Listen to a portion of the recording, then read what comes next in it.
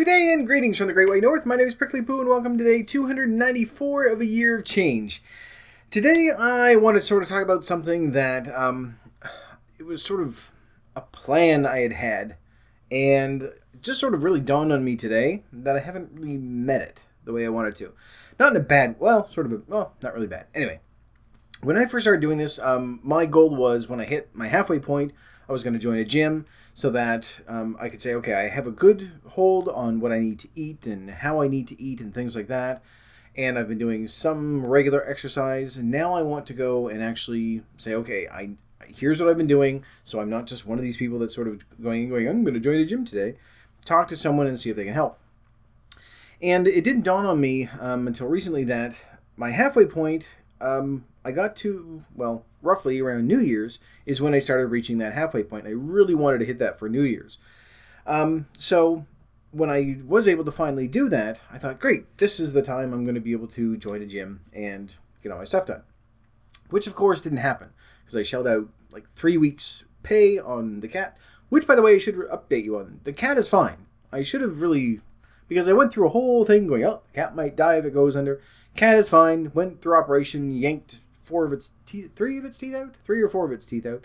They're home. They're healthy. They're happy. They're fine. They're living on soft food for the next month.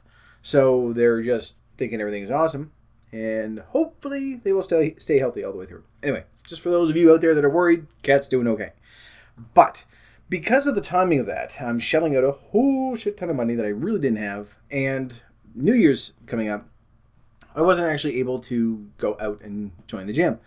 So I started thinking, I still really want to do that. But I don't want to sort of go in right after New Year's because and I honestly don't know if this is true because I haven't gone in, but it's one of those things I have in my head that I think it's probably true. And because you hear people commenting all the time that right after New Year's, there's this huge influx of customers into gyms because everyone really wants to get to that point where they're like, this year I finally want to do something. I fucked off the entire year. I want to do something correct now. So yes, I'm going to join a gym and go and do all this stuff. And some of them stay, some of them don't. But generally, at the very beginning of the year, there's a big boom of customers that come in. So I didn't want to go in and just be another one of those customers so that I just sort of, not necessarily, in a way, get lost in the shuffle. So that they go in, especially someone that looks like me, going, I'm going to join a gym at New Year's. It's coincidental that I'm at my halfway point, but getting to a point where they're just like, okay, we've had 12 of you come in today. So yes, we'll sign you up. You're paying for a year. We're probably never going to see you again and not get that investment that I'm really looking for on their part.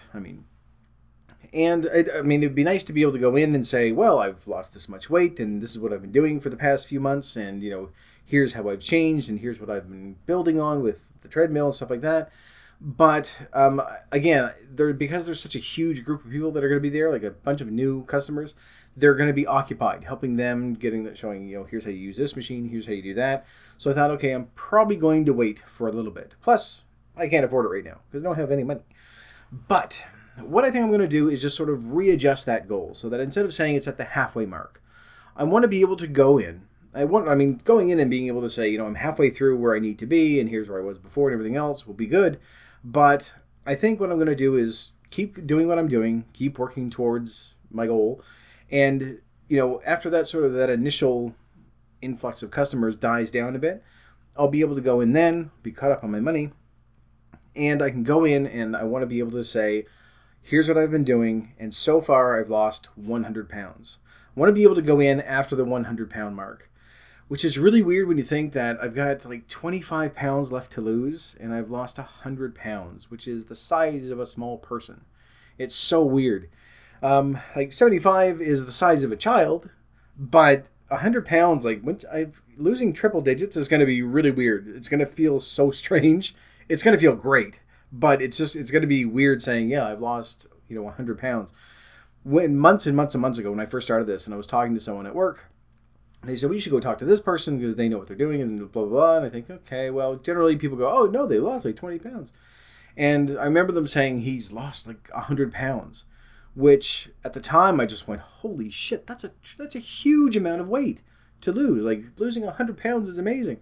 And now as I'm sort of getting close to that, I think back to the past 9 or 10 months and I go, Yeah, it's a lot, but I think it's because it's been so slow and steady, and I haven't noticed any drastic change. Like if I had lost it in a few months, then I could go, oh yeah, I'm very proud. But I still, even at this point, I think yes, it's an accomplishment. I can acknowledge that, but I don't think I would have that same reaction now if someone said, oh, they've lost 100 pounds. Like really? Okay, that's good. It's so weird, but it sounds kind of self-centered and asshole-ish, but I don't mean to be. It's just that's my reaction to it. Thinking back what I did then, it was just a huge shock, and now I think I'm almost there. So weird. Anyway, so the reason why I sort of wanted to bring this up is because as we reach our goals, we really should be rewarding ourselves somehow. And I mean, in the past, our reward for anything, it's like, oh, I did well at work. I got, this done today. I got this much work done, or I went to school and I got this done, or I got this award for this, I did really well in my diet. I'm going to reward myself with a cake. That's usually what it was, is that we would reward ourselves with food. So this is a nice reward that I think that I want to go for. But I think that it's important that we do reward ourselves when you hit a milestone, when you hit your first 10, when you hit your first 25, when you hit 50.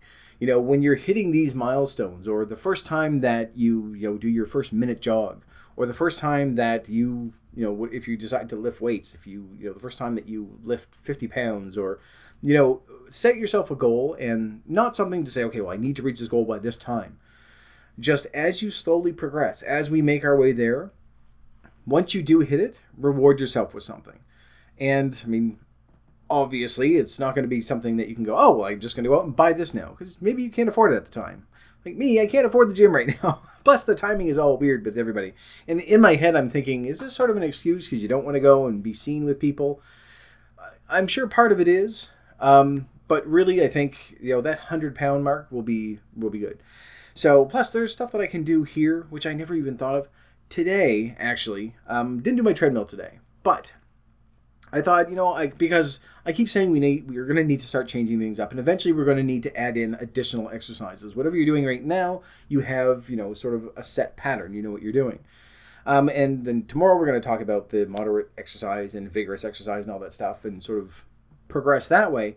But later on, before the year's over, we are going to introduce additional exercise. So you're not just doing the same thing every time. And I've been doing the same thing every single time for the past few months.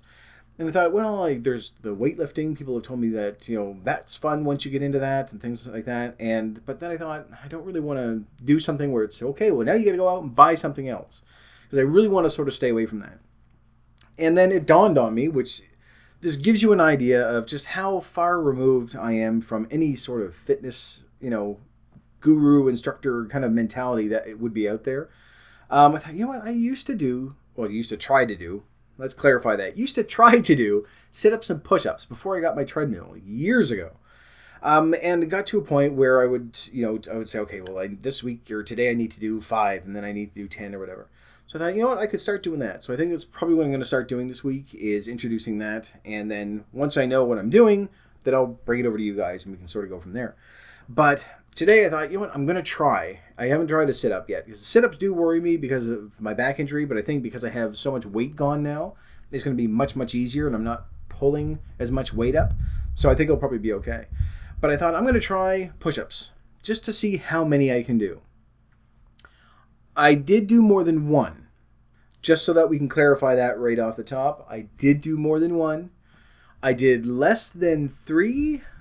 So I did one. I was like, this isn't too bad. And then I just like a full all the way down, all the way back up push-up. A proper push-up, not the one where I'm on my knees or anything like that. And then I did 2, and already my arm started shaking. I'm like, wow, I'm really, really still very, very much out of shape. Strength-wise, I can't even push the top half of my body off the ground. So if I fell down and they said, okay, you have to stand up, but you can't bend your knees. Well, actually, that would be impossible, because I'd have to shove myself off. Yeah, anyway.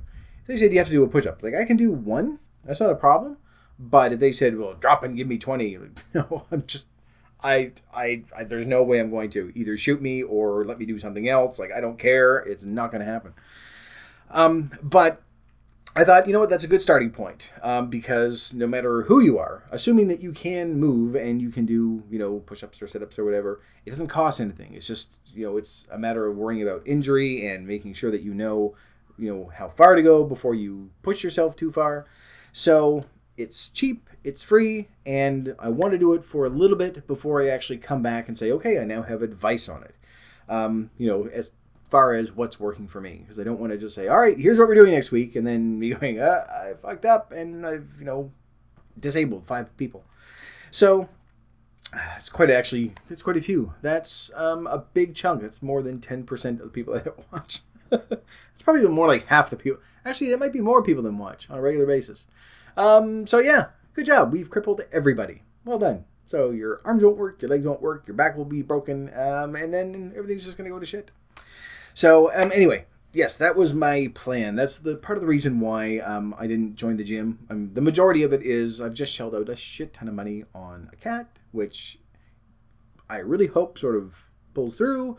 Everything seems to be fine, but it's just in the back of my head, I'm thinking, put out all this money, and now it's going to go, thanks, and it's just going to die. But I don't think it will. It's probably going to be fine. But also, I mean, the number of people that are there, just the crowd aspect of it, I'm not a big fan. Any of us that have tried going to a gym in the past, we know that feeling when you go in and you feel like you're the only fat person in there and that everyone is staring at you. And especially right after New Year's, if you're going in and you feel that everyone's... I don't want to get too deep into this because Obese to Beast did a video on this and he would know much better than I would, but there is that feeling there. That is one thing that he did sort of hit on, that there is that feeling when you first walk in that, you don't feel like you belong. So that if someone comes over to use a machine, like, they're in better shape, I'm going to let them use a machine. So there is that aspect of it as well. Plus, I don't want to get lost in the shuffle and, all the other stuff. So once I hit 100 pounds, once I get below that mark, so once I hit 225, seems so far away a year ago, which actually is quite a far ways away now that I think about it. It's still a year later. But once I hit 225, then I think I'll be able to go in and things would have died down by then. I'll be able to talk to someone and say, okay, here's what I've been doing so far. I've been doing this on my own. I'm, hopefully by 225, I'm imagining I'll be doing a regular 5K. Which reminds me, on my treadmill, when I'm running, I may have mentioned this before as well, I do like 3 minutes of jogging, 2 minutes of walking, 3 minutes of jogging. So it averages out to around 7.5. And I'm still debating whether or not to do a full hour of running or just running a 5K. Because if I run a 5K, it's going to take me a little over half an hour, I think. So I don't know. I don't know which is more beneficial. Obviously the hour is more beneficial, but it would give me a little bit more time. I don't know what's going to happen there. I think it's still quite a ways away. The 3-minute thing is really sort of pushing the limit. So I'm going to try 3.5 minutes starting Monday. I don't want to do my treadmill on the weekends. I'm very lazy. But I want to start doing 3.5 minutes on Monday and then sort of go from there. But I don't want to push, again, too hard because 3 minutes is pretty tough. But then I'll just sort of go from there. I also thought about extending my time and then having the same 2-minute break in between, like jogging for 4, break for 2, jog for 5, break for 2. I don't know what I'm doing yet. This is why I do these things ahead of time before I bring them to you folks. So what we'll do, I'm going to sort of start doing, trying to do push-ups and sit-ups, which are going to be very, very, very small. But I think it's going to give me a better sort of, a fresher perspective on just starting with exercise, because where we've just been sort of restarting stuff, for me, that's going to be brand new. So, and I feel a little more comfortable talking about that than I would by saying, okay, we'll start with this because this is what I did when I started the treadmill, because it was months ago. It was months ago. Thank you. It was months ago. So I think that by starting something new, and eventually we're going to be introducing new exercises and stuff like that anyway, by starting something new, it's going to give me a really good, very fresh perspective on how things are now. Because you can sort of remember back and go, yeah, it was tough, but you have to get through it. But when you're actually going through it, you're going, all right, this is, yes, we need to take it very, very slow, and here's what I did, and here's what helped me. And you might not be doing the push-ups or sit-ups or anything else. You might be doing something completely different, but at least, starting something new might actually help. So the week in general has been pretty good. I had some progress this week, which I'll do my official weigh-in tomorrow. Still having some issues judging portion sizes. Not to a point where I'm overeating, but earlier on in the week, I went to work. I didn't actually take a lunch with me because I didn't have time. I was going to pick something up on the way. So I went to the grocery store before I went there, and I picked up I was going to get some cottage cheese and some fruit, which I did, but all they had were the really small, like little 1 cup servings of cottage cheese, which generally is enough. It should be enough. So I got that, and I thought, well, I'll have this, and then, I'll figure something out later, because I just, I bought some fruit as well, actually, So I thought I'll have some of that. I'll have the cottage cheese just for something different. It'll be fine. As it turned out, I ended up having to work through my lunch, so I just had the cottage cheese and passion fruit. So I mixed everything all in together. But and I thought, I'll have this, and then I'll have some fruit, and then I'll have a drink, and then I should be good. But as I was working through, because it took me so long, I finished everything off, I found that was enough. I wasn't stuffed, and I wasn't just not hungry. It was a nice, comfortable in-between where I was, all right, that's enough for a meal. So in my head, I'm still thinking, have a cup of cottage cheese and then have some fruit and then have 2 apples and a banana and then have this. And so still trying to get that judgment down to where it needs to be. Not overeating or binging or anything like that. Just looking at something and going, yes, I think that's a reasonable size. And then finding out, well, it's still half of that. I can still go through. I can still eat half of that and it'll be enough. There we are. That makes a little more sense, I think. Although I have found that a couple of times I was quite a bit below, but it's enough. I don't feel the need to say, okay, well, I need to finish, I need to top myself off and have those 1,800 calories if I don't need them. If I'm not hungry, I'm not eating. So that's a good sign as well.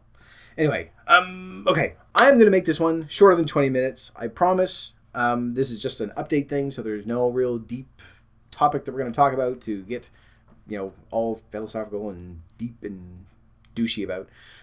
The reward thing, though, I will bring just a quick note back to that, just to say that when you're making your stuff out, I hope that you've done this already. When you've hit a milestone, that you've done something for yourself.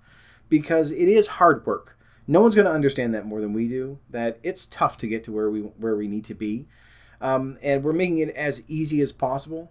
But when you hit those milestones, whether it's a goal you set for yourself, or if it's a number, or if it's a shoe size, yes, because you need to shrink your feet, or pant size, or whatever it is that you've decided, whether it's on the scale or off the scale. When you hit that, reward yourself. Buy yourself something if you can afford it, and get yourself something that you normally would never think to buy. And it shouldn't be something that you need. It should be something that you want, because I think, even that little bit of reinforcement. It's not that it's going to help you and say, well, then I'll get another reward when I hit another milestone. But you deserve it. You've worked really hard to get to where you are, and to be able to go, there, you reached it, now on to the next one, without any sort of, okay, I deserve this, I'm buying myself a toy. Then, you should do it. Anyway, mine is going to eventually be the gym. But right now, my reward is spending it on the cat. I'm not resentful at all. Anyway, I'm going to keep this under 20 minutes. So right under the wires. So thank you very much for watching this video. If you liked it, please poke the like button for me. And in the meantime, keep yourself warm and fuzzy, and I will see you in the next video. Bye-bye.